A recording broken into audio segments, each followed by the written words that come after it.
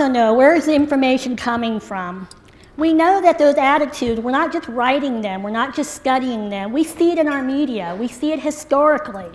Our scary characters in our plays and our stories are portrayed as ugly and even sexual deviants. Our medical media and our newspapers talk about disability and illness as something we have to cure and eradicate, and those poor people who missed the window of opportunity are portrayed. So it's something to be avoided. We also see disability historically, and even today, we have poster child images back in the day, often little girls, often children, looking up, begging, pleading for the handout, the charity. Next. We also have historical images of policy that says we sterilize those people, and the language, by the way, in that particular document refers to imbeciles, mentally incompetent, deformed people must be sterilized. And that wasn't very long ago, okay? We have images of children again, youth denied. If you can't read what this says, on the left it says, I'm gonna come over a little bit closer so I can see it, Matthew has a life, he has a future, he's gonna go to college when he's 18. When Kevin is 18, the child on the right, he's going nowhere, a youth denied. Whereas on the right side, you see someone who is referred to a child as, you say Mongol, we say Down syndrome. His mates refer to him as David. These images are powerful. They teach us what disability is and what it's not. All right? Next. So we're going to talk a little bit about disability history. So we have the images, we kind of have the societal views and messages that we received that brought us up to how we look at this in psychology, disability studies, and across disciplines. Our models inform every aspect. It's the way we think about things. When we talk about models, I know some of you are familiar with this, some of you may not. There's not a right or wrong model. It's about thinking about how you conceptualize, how your trainees, your students conceptualize, and perhaps your clients or patients. The moral and religious model of disability sees disability as perhaps atonement for sins. That's the meaning or the purpose of it. Somebody was selected as special to receive this because we know that they can deal with it. They're a chosen special one. We know that across cultures, many people subscribe to the moral model of disability, and that's the way people make meaning of it. For those of you who do clinical work, it's a very fascinating question to ask your client with a disability when you're doing disability work, not when someone comes in and talks to you about depression for a totally different reason. We don't always assume it's the presenting issue. But if you're doing disability work and you're getting that frame, we need to know how people are conceptualizing. The medical model sees disability or impairment as a problem to be fixed because, of course, we all want to be without a disability. Nobody wants to be me. Nobody looks at me and say, oh, I really want that status. Can I be a little bit more disabled? Very little incentives to identify with it. And how do we cure? Or what do we do in the medical model? We cure. We make people as normal as possible. And for those of you who work in the medical world, we hear those words a lot. Functional mobility, how independent, we're going to talk about independence in a little bit, but how independent is somebody? It's all based upon that norm.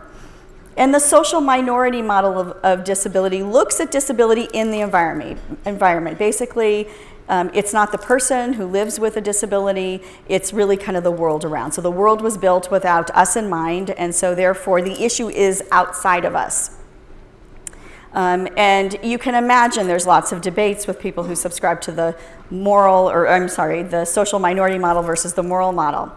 And I always kind of struggled as a disabled person, as a psychologist, as a theorist, trying to figure out how to fit all these together. Because for me, it really felt like impairment, I really kind of fit with the social minority model.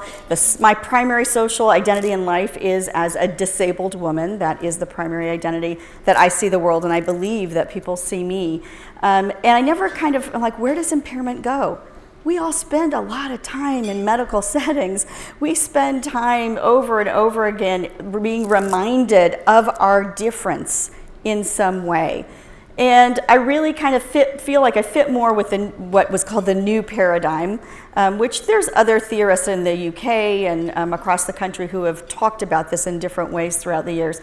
But it looks at condition or impairment on a continuum and how disability interacts in the domains of people's lives. So how does this difference interact in the built environment, the socioeconomic environment? How does it act within the domains of all the roles in which somebody acts and enjoys their quality of life? And so, again, these are ways in which to conceptualize. Psychology has gone different ways with how we look at these things, and yet we really kind of see the social minority model kind of holding up high across many of our academic disciplines, including disability studies. That history and those models inform, you want to go ahead and put this, a response, a societal response, and it also enters into our work. So if you think of the moral model, society's response, if disability is seen as a sin or some moral failing, then the response was often in the form of charity, punishment, all right? And so the response from the person, the object, and the target, if I'm given something for nothing, if I'm given charity, what am I supposed to do? Be grateful, play the part, be accepting, keep my place. Medical model, the societal response, according to disability rights, this is their beef with it. Again, positive and negative sides to these models, right? I'm going to focus on the negative for a moment. The beef with the medical model with disability rights is its emphasis on fixing, curing, and correction, and what it potentially leads to. Absence, getting rid of. The message of adapt, adjust. Adapt, adjust, not always a bad idea, but if it's to the point that the person gets lost, and if it doesn't recognize the context that person can feel marginalized. Social minority model response is empowerment, a social justice approach. The response is from within the community. Challenge the narrative that has defined what disability is. If the social minority model says that disability is a product of social construction, then the response is rewrite the script. Rewrite disability as normal, natural, and not to be suffered. In psychology, that means rather than just acceptance and tolerance, it's a disability affirming response. A response that makes room for disability as an identity, as a diversity variable, as something to be celebrated, not suffered, not tolerated. All right? Okay, issues central to life. As we move on from how we're conceptualizing and framing this life experience, independence is a word that is used over and over again.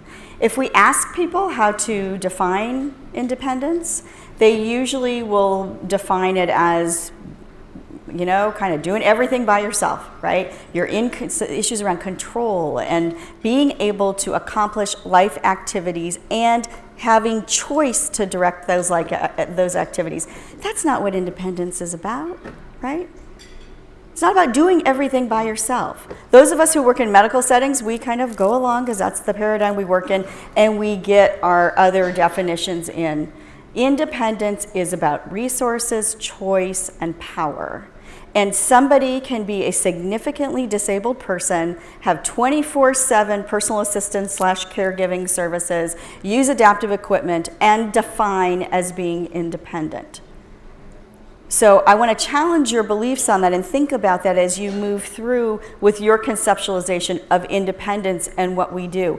Everything that we're talking about today, we would really like for you to be thinking about everything that your role brings to you in an APA governance. The issues that you think about, the people you sit next to at social events, all of those things, we want you to be thinking about it. Personal assistance, caregiving, one of the biggest factors that influences choice and quality of life in the lives of people with disabilities. This is across the board from impairment or condition type. So people with intellectual disabilities or cognitive disabilities may need cueing or assistance in one way, where somebody with a physical disability would need assistance in other ways.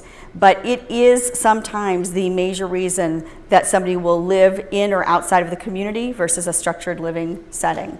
Access to resources, money, the poorest minority population in this poorest minority group in our country, very little amount of funding to pay for personal assistance. We talk about employment. All right, so employment, most people with disabilities can't actually really afford to work. You need to make a tremendous amount of money to pay for personal assistance, adaptive equipment, have a job that has good insurance. We could go on and on and on, right? Sexuality, obviously most of my life's work has been around sexuality and the access to having sexual rights and choice and people being perceived as sexual human beings. Healthcare, access to general healthcare, integrated healthcare, and sexual healthcare is something that is not really good across the board. People assume that medical offices are accessible. They're not. Most offices are not. Most waiting areas are not. We need to think about that as psychologists and in the context with which we do our practice and our educating. And the two settings in healthcare that are the most guilty in terms of inaccessibility, can you think of two domains of medicine where the office can have accessibility issues more often than not? Anybody think of any? Dental and OBGYN, gynecological offices, tend to be the ones that have issues. And by the way, lawsuits are occurring over those very things. ADA does indeed get involved in those things. So we talked about quality of life being about having choices. The reality is, if we move to the next one, there are variables that impact the idea of choice. Things like disability disincentives. It may be a smarter decision for someone to stay on Social Security, supplemental security income, disability benefits, than to even try to work part-time. If part-time work will not pay for the disability-related costs and does not come with insurance. Places don't have to give you insurance. It's not a law that you have to have insurance.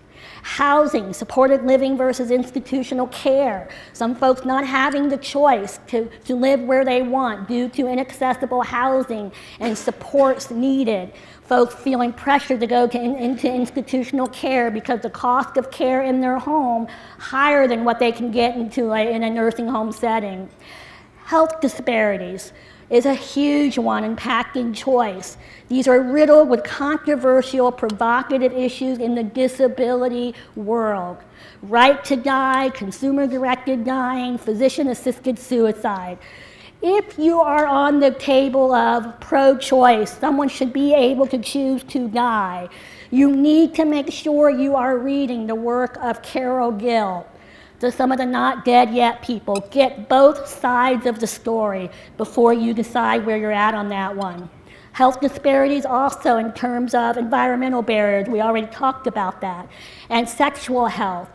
My students do dissertations on sexual health and access to information, and the research that they're doing suggests that students or young people with disabilities don't even get the basic sex education. Just the facts. And what they do get is A-B sex.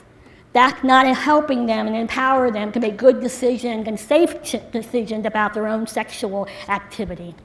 All right? Right. Next. And I will say, I actually went through 8 providers, 8 OBGYN offices, Right. before I found somebody to take me along my journey with my 2 children. And it was not all about physical access. Okay, we're at 30. Yeah, I know. Okay. I know. And it's not all about physical access. It was about attitudinal accessibility and somebody's belief in my choice to do that. So again, things to keep in mind, other variables to consider. The other parts of this, back to the idea of multiple identities, is that when we look at the intersection of other identity variables to disability, race, ethnicity, gender, sexual orientation, quality of life, not good. The moment some of the other minority variables are intersected with disability, quality of life such as poverty, employment rates, not good. women with disabilities having some of the lowest income levels, highest unemployment. Sexual orientation, disability arena, folks with GLB, almost nothing in the literature speaking to that group and that segment of the population, leading them to be very marginalized and omitted.